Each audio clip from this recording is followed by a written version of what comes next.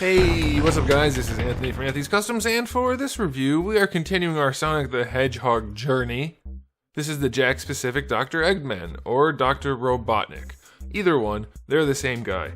This figure is still a $10 figure. It's still in the line of lower end Sonic figures. Not that there have been many higher end Sonic figures for some strange reason, but it does exist, and you guys wanted me to review it, so here it is. It's pretty good for 10 bucks, definitely has some problems, definitely does a few things okay. We'll see if you think it's worth dropping that $10 on. So let's go ahead and get it off the stand and take a closer look. This guy stands roughly 4.5 inches, not 5.5, I can count, 4.5 inches to the top of his head, which makes him close to 11.5 centimeters, pretty close to that. Now for scaling purposes, Sonic has apparently two different heights, depending on how you figure it. Most things say he's about 3'3". Other things say because he's the same height as Mario, he's a little bit over 5 foot. Depending on where you look, that's what you're going to find. Obviously, Smash has a different thing, but here you go. Eggman's a little bit taller. So, Eggman's supposed to be 6'10".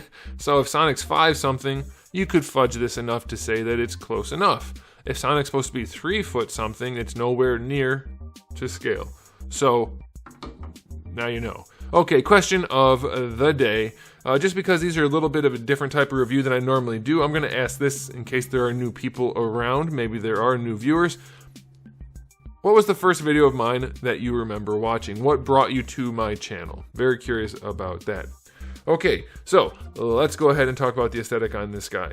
Decent enough sculpt work. There's not a ton going on, but it does capture the look of Dr. Robotnik pretty well. Paint work is there. It's not great, but it's there. If you look at his main body shape, there's some paint work and some plastic work going on, and it's clean enough. Not great, but it's okay.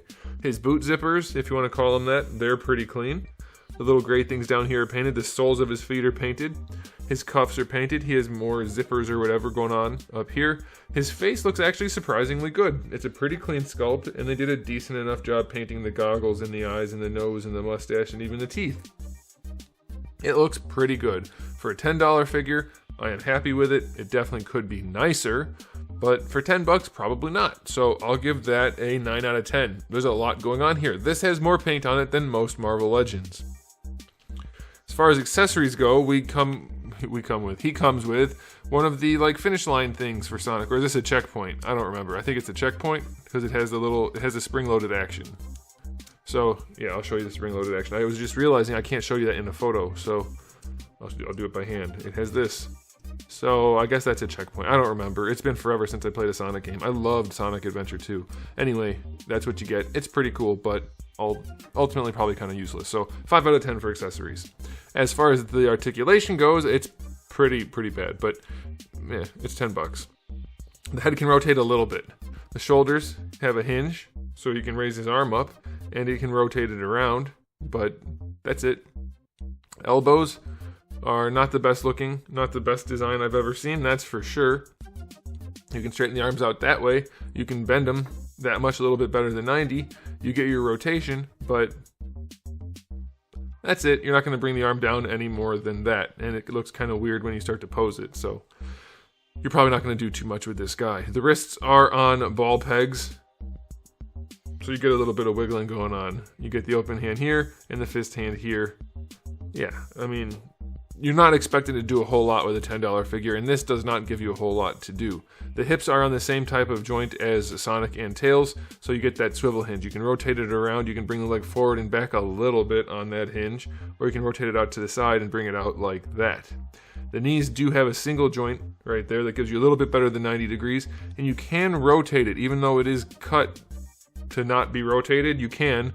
So you can maybe get some posing done there. It's not going to look great, but you can do it. Then the ankles are on ball pegs again, which have virtually no range. Not very well executed there. So again, you're not going to do a whole lot with this guy. He is so far the worst of the bunch, even though he's the most human. Well, I guess he's not the most humanoid because Sonic's fairly humanoid. He's not good. You can't really pose him that much, but it might be good enough for you since there's not a whole lot of choice out there for this character. So it's fine. I'll give the articulation a 6 out of 10. It's not that good. Not even for 10 bucks. So, final verdict on this guy. If it wasn't Dr. Robotnik, I wouldn't buy this because it's not particularly well articulated. It's out of scale, and the paints are only good enough. They're there, but they're not great. But it's Dr. Robotnik, and for $10, I can definitely look past the flaws.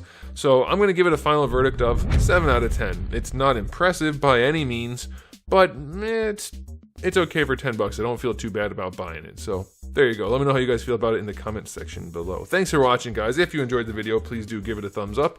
If you didn't, you can give it a thumbs down. And if you haven't subscribed, well, you might want to. I do have new videos almost every single day and thousands already on the channel. So make sure you come back for all of that. And in the meantime, keep collecting.